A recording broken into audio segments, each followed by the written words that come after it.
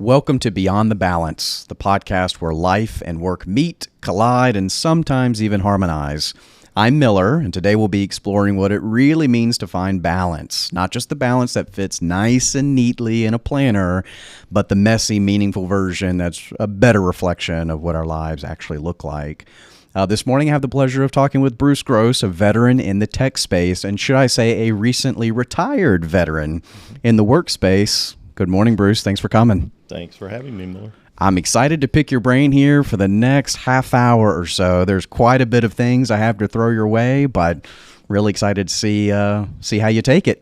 Okay, well, that sounds good to me. First and foremost, how are the holidays treating you so far? We're coming off of Thanksgiving, and Christmas isn't that far away. The holidays are treating me greater than the scales are treating me right now, so I hope to change that in the new year. That gets back to the balance that I guess I just mentioned, right? The balance of having good time for the holidays, but making sure that scale doesn't reflect all the good times that we've had. Bruce, you're a wealth of knowledge when it comes to not just the professional side, but as you look back on your career, I'm excited to throw some questions your way. Just can you give our audience a little bit of background on what your work looked like, especially towards the tail end of your career? Maybe that's a good starting point for us. Sure. Well, I'm recently retired as Director of Master Data Management at SAS. Spent 32 years there. Came straight out of college and joined SAS. Eventually moved up the corporate ladder and became director. The higher you move up the corporate ladder, the more difficult it is to affect change at times, and you start to realize the importance of family and finding that balance, not only with work but with yourself. It became time for me, and I was fortunate enough to work with you guys and be able to retire when I did. Absolutely. Was the finding the balance between personal and professional an awful lot of trial and error, or was it something you had to be very conscious of, or Holly had to be mindful as she probably carefully reminded you of what that balance looked like for your family? I think patience was the key for Holly, having to be patient with me. I was very much putting my heart and soul into whatever I did. It was just part of my DNA. So when I was doing my job at SAS, I would invest myself fully with that. So trying to find that is difficult because it's difficult to divorce yourself and turn that off from work. It's the most wonderful kind of employee for a company to have. Sure. Because those are the kind of employees that will take that hill without being asked. But for the employee, it can be difficult at times because with you investing so much in that, you find yourself spread pretty thin. Absolutely. Yeah. So if you can continue to elaborate on that, the dichotomy here of having a really good employee, the guy who's getting up in the middle of the night to go finish code or prepare something for the following week or the next day, was still the active husband, the father still in the home, still tending to your household duties, let's say. Dive in a little deeper into that for me, just on a weekly basis, just quarterly. How would you attack those kinds of things, Bruce? With difficulty, to be honest with you. There were many times that I would come home to a fairly new marriage and a new child, and I would eat. I would go back to work because I had a problem that needed solving. It was a wonderful problem to have for an employee. I worked many all-nighters, again, not because I was asked to, because I felt it was the right thing to do. And I was trying to make my way in the business world. I was trying to solve a problem. What you have to understand is that there is a limit to how much you can invest in your job before you lose yourself. Well said. The stakes are really high when we're playing to that degree. I'm assuming. I mean, you're the man in the arena, or were the man in the arena, but Very much so. And there is always a chance, and I'm sure this happens in reality. I'm fortunate it did not happen to me, that you lose yourself to the point where it causes problems in your personal life or in your marriage. sure. You have to be able to strike that balance. Now, you've done something exceedingly rare, especially in my generation. You mentioned a career of over 32 years, virtually for the same company doing similar roles. I know you've climbed that ladder, but you haven't done a 180 career-wise, or even a 90, where maybe the same company, but really different team or different role. Speak to what that looks like, being at one company for as long as you did, especially in the day and age where, I mean, I hate a generalization, but my generation job hops, right? If we feel like we're constrained in one team or one company, one division, we're quick to throw that resume out and upend everything. Speak to, I mean, your tenure over 3 decades with one company, one place. Well, it really is a generational thing. I think you hit on the key word there. Today's generation, with the technology as it is now, is geared to immediate feedback. They are geared to not knowing the answer. I can look it up on my phone immediately. So their tendency is to hop around from job to job. I think for them, in terms of keeping a well-rounded toolbox, that's a wonderful thing to do. I think the days of an employee looking at a resume and seeing that you have jumped around and that being a negative aspect of you are days of the past. In my generation, it was perfectly normal when you came out of school to work for a company for a long amount of time, and it was smiled upon to do that. For me, it was wonderful. It offered stability for my family. I was never going to really be moved, having worked at the Cary headquarters of SAS. And that's really what I was looking for at the time. When I first came out of college, it was computer science was a very hot degree to have. Gaming was becoming more prevalent. Even the text-based games where you would type in "look right" and see what it would tell you back. I remember talking with a cousin of mine, and we were talking about what our careers would look like, and we were talking about somebody that he knew that made $75 an hour. $75. That was such a wonderful thing, and I had no concept. We're sitting at a calculator doing the math. What does that mean for a year or for a 40-hour week? And that was just wonderful. And I hadn't, at that time in my life, I had no idea that someday I would be making that and more, but the computer science degree afforded me that. Yeah. Well, in addition to just you being an interesting person as is, but from a professional perspective, you had really gotten to see some paradigm shifts in the computer science world, let's say. I mean, the rise of the internet, social media, now this AI thing. As you look back on your career, would you say that those were some of the significant or most significant changes that you saw, or what would you add? The internet. First and foremost, when I was just getting started, that was just becoming prevalent, emerging from what was originally something in the military space. When I found that I could actually send a message of some electronic form to someone else in a far distant area, Right. that was just amazing to me, because it was just you were very contained. You had a computer, but that was right there, or in the building that you were dealing with at the time. Sure. With the emergence of the internet, you would never have been talking about areas like cloud or search engines or entire eco subsystems that are on the web right now.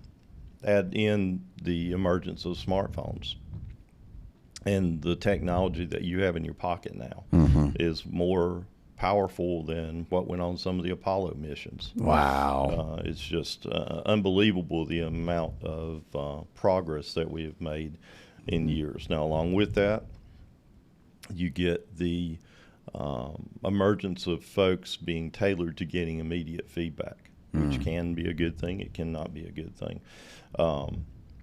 I think one of the bad things, to a degree, that has come out with technology is social media. It's very easy to post your opinion and not get any kind of feedback until someone comes back at you. You also can't convey all of what you are trying to say in a post. There's just not that personal interaction.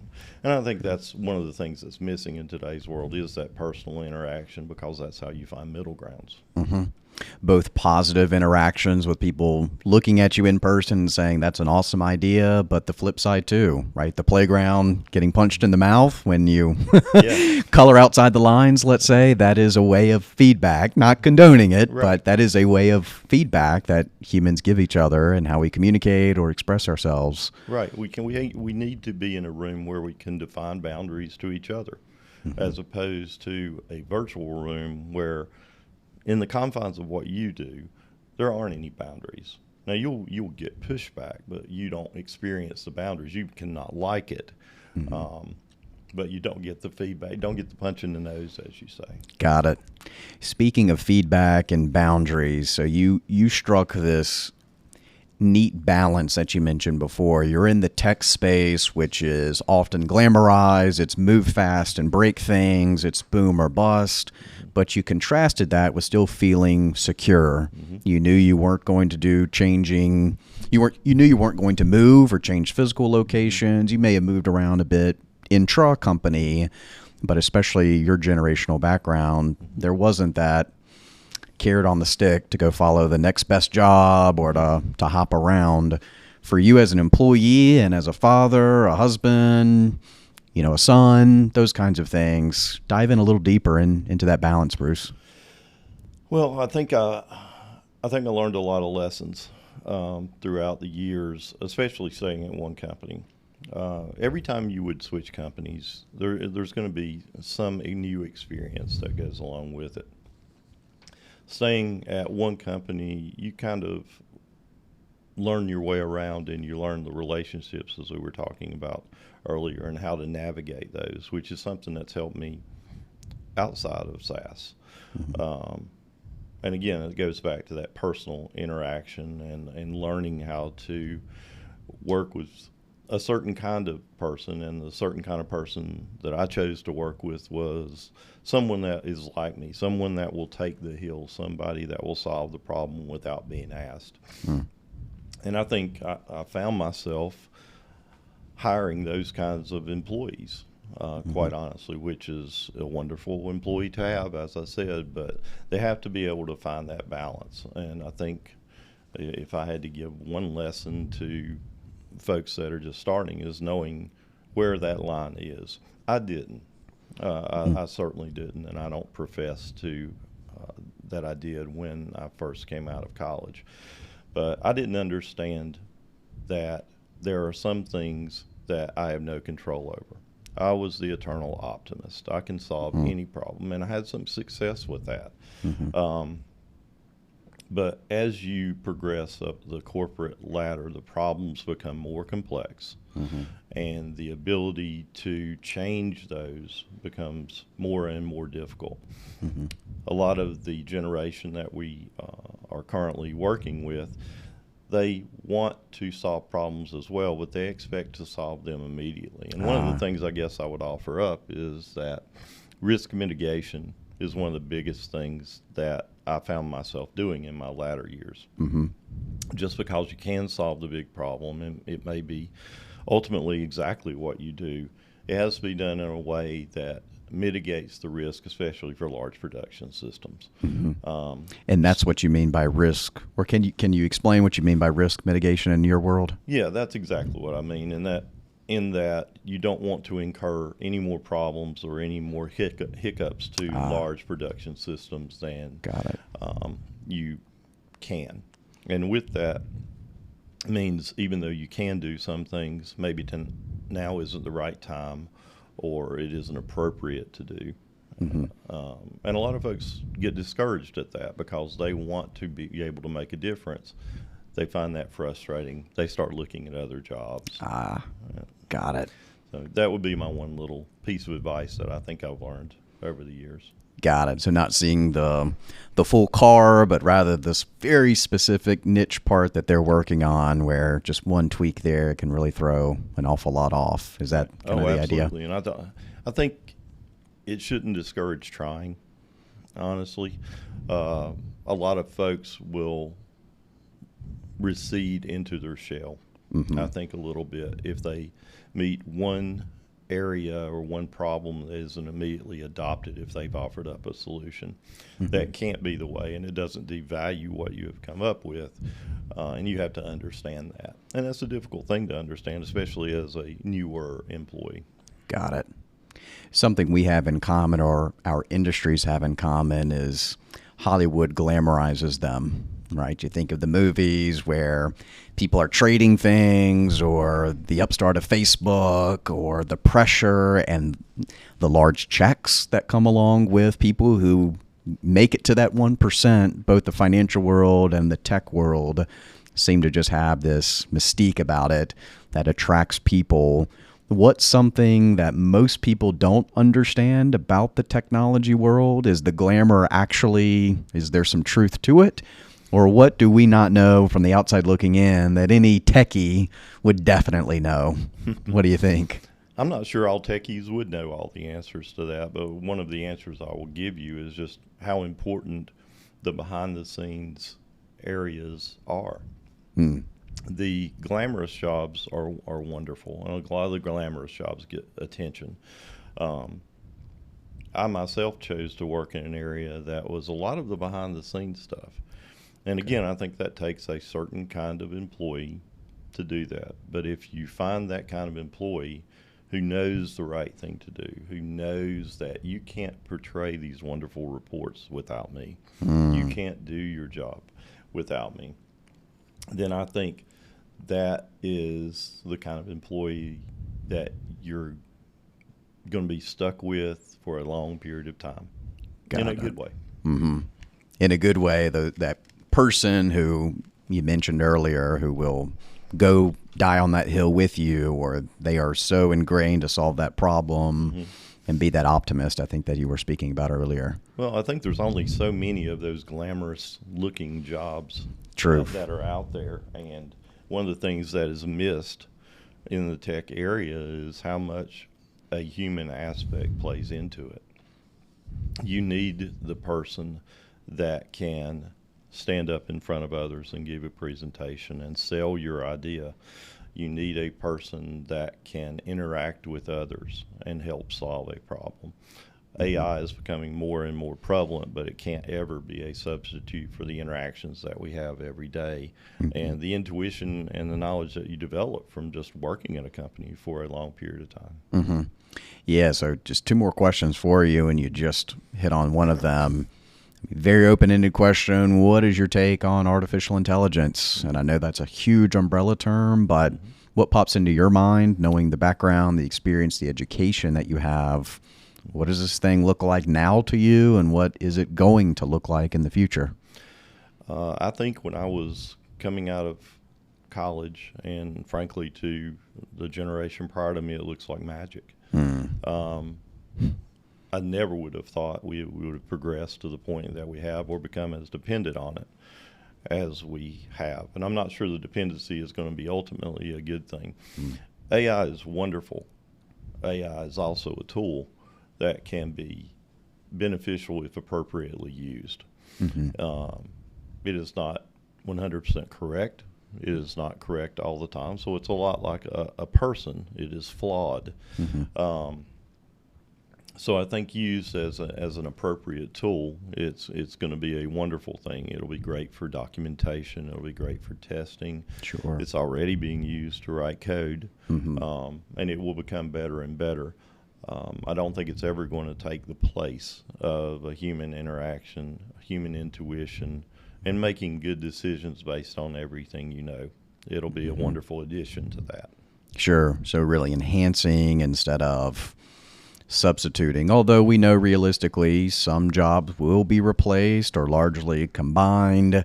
Industries will have to move and adjust if they want to remain competitive. I think that's one of the things we're wrestling with as the greater financial and investment world of how do we actually value and how do we forecast the impact on artificial intelligence on the businesses and their ability to do what they do now, but do it better, quicker, more efficiently, more accurately.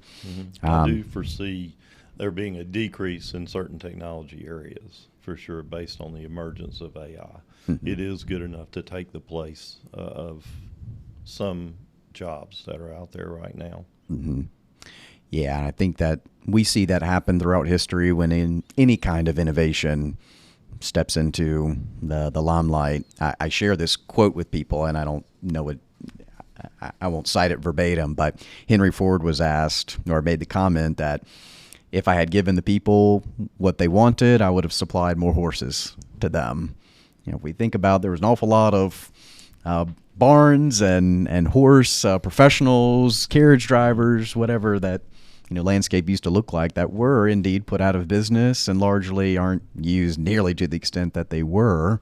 But look at the automobile industry and the innovation and the progress and just human ingenuity really embodied in a, of course, technical form or intangible form. But well, we've seen all kinds of changes generationally. We listed out a few: the internet, the phones.